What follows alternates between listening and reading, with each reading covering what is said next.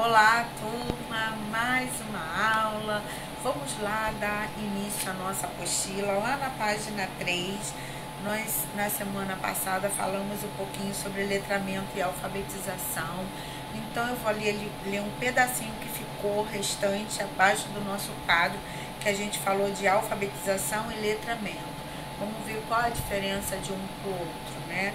Então diz assim: de acordo com Magna Soares, professora e pesquisadora da educação, a diferença está no domínio que o sujeito tem sobre a leitura e escrita. O sujeito alfabetizado sabe ler e escrever, porém pode estar pouco habituado a usar essas habilidades no seu cotidiano. Já o indivíduo letrado possui domínio da leitura e da escrita nas mais diversas situações das práticas sociais. Ou seja, uma pessoa letrada, ela consegue absorver, né, a leitura e escrita e colocar na prática, no seu dia a dia, né? Então ela vai usar isso para o bem da sociedade e para ela como indivíduo, ok? Então vamos lá, continuando. Métodos de alfabetização. Métodos sintéticos. Vamos lá. O método sintético estabelece uma correspondência entre o som e a grafia, entre o oral e o escrito, através do aprendizado por letra por letra, ou sílabas por sílaba, a palavra por palavra. Os métodos sintéticos podem ser divididos em 3 tipos: o alfabético, o fônico e o silábico. No alfabético, os estudantes aprendem inicialmente as letras, depois forma as sílabas, juntando as consoantes com as vogais, para depois formar as palavras que constroem um texto. No método fônico, também conhecido como fonético, o aluno parte do som das letras, unindo o som da consoante com o som das vogais, pronunciando a sílaba formada. Já no silábico ou silabação, o estudante aprende primeiro as sílabas para formar as palavras. Por este método, a aprendizagem é feita primeiro através de uma leitura mecânica do texto, através da decifração das palavras, vindo posteriormente a sua leitura com compreensão. Neste método, as cartilhas são utilizadas para orientar os alunos e professores no aprendizado, apresentando um fonema e seu grafema correspondente por vez, evitando confusões auditivas e visuais. Como este aprendizado é feito de forma mecânica, através da repetição, o método sintético é tido pelos críticos como mais cansativo e enfadonho para as crianças, pois é baseado apenas na repetição e a forma da realidade da criança, que não cria nada, apenas age em autonomia. Vamos ver um pouquinho aqui no método alfabético ou soletração. Como é? É considerado o mais antigo dos métodos. A proposta é que o indivíduo aprenda os nomes das letras, reconheça-as fora da ordem alfabética e, por fim, tente descobri-las em palavras ou texto a partir da soletração. Ou seja, né, a gente ensina o alfabeto e a criança automaticamente ela reconhece o M de mamãe, ou o M de Mônica, o B de Bernardo. Então ela vai reconhecer essas letrinhas fora de ordem e vai fazendo ali o reconhecimento, primeiro a leitura, primeiro visual, para depois reconhecimento, né? E depois a leitura dita, né?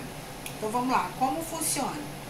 Ensinam-se estratégias de soletração que ajudam o aluno a associar o nome da letra à sua representação visual e ao som que ela adquire na palavra. A palavra banana, por exemplo, pode ser soletrada como B-A-B-A, ba, E-N-E-Na. Ele vai juntar banana. na. Como que a gente pode fazer isso para a criança poder entender? Como ela vai fazer essa fonética? Ba, na. Então, muitas vezes a criança, ela do jeitinho que ela fala, ela vai colocar a palavra. Tem às vezes a gente dita, faz um ditado assim, bola. A criança escreve ola. Ela não escreve bola, né? Então ela vai escrever boa, né? Porque ela ainda não tem o conhecimento, a grafia e a escrita ainda não está ainda, né? A leitura visual ainda não está fixada na mente dela. Vamos lá ver as vantagens.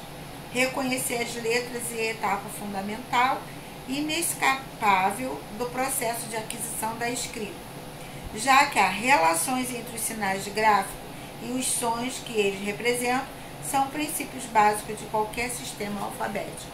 Então, primeiro a gente precisa reconhecer as letrinhas e saber os sons que elas formam para você poder, a criança poder fixar, né? E juntar, aprender a juntar, né, as letrinhas para formar a palavra. E é um processo mágico, né?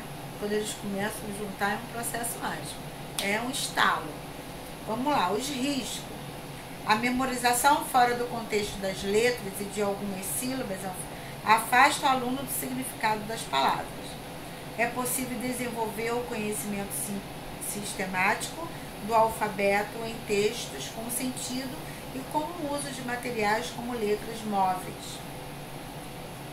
Então, muitas vezes a gente pode despertar isso na criança, né?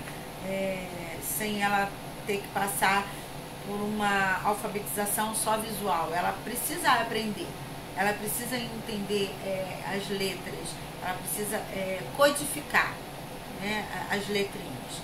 Então, para que não seja uma coisa automática. Método fônico ou fonético. Como é? Desenvolvido na França e na Alemanha, parte da relação direta entre o fonema e o grafema. Começa sempre nos sons mais simples para os mais complexos, das vogais para as consoantes.